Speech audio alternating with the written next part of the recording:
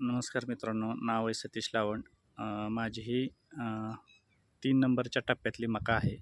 हिलासुद्धा आपण ॲक्वाजेल त्याच्यानंतर हेमिक ग्रॅन्युअल बीज प्रक्रियेसाठी हिमिक प्रोटेक्स आणि हिमिक वापरलेलं आहे. त्याचे रिझल्ट तुम्ही बघू शकता. आता यानंतर आपण सेकंड स्टेजची मका बघूया. येस, ही आपली सेकंड स्टेजची मका आहे. तुम्ही ह्याचं ग्रोथ बघू शकता. कारण ही 2 नंबरला टाकलेली होती मका आणि मागचा जो आपण व्हिडिओ काढलेला होता ती आत्ताची त्या मक्याचे पोझिशन आता तुम्ही ही बघू शकता. जवळजवळ माझ्या छातीच्या वर ही लागायला सुरुवात झालेली.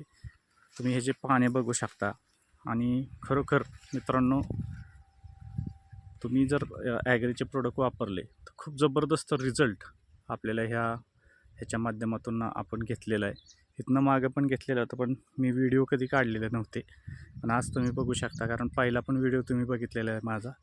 ही माझी फर्स्ट स्टेजची, त्याच्यानंतर ही सेकंड स्टेजची आणि त्याच्यानंतर थर्ड स्टेजची मका या पद्धतीने केलेलं आहे. अजून एक माझा प्लॉट आहे, ते पण मी तुम्हाला दाखवतो.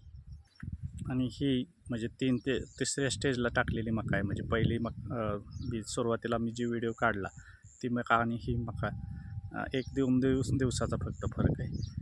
तुम्ही बघू शकता ह्या नवीन मकीमधला सुद्धा ग्रोथ किती छान पद्धतीचा आहे. मित्रांनो, मला एकच सांगायचं आहे की जर आपण ॲग्रीचे जे प्रोडक्ट वापरले, ह्यासाठी मात्र मी एकही रुपयाचा रासायनिक खत वापरलं नाही किंवा इतर युरियासुद्धा साधा वापरला नाही. मित्रांनो, मला तुम्हाला हेच सांगायचं, जर ॲग्रीचे प्रोडक्ट आपण स्टार्टपासून जर वापरले तर आपल्याला रासायनिक खतं अजिबात वापरण्याची गरज नाही.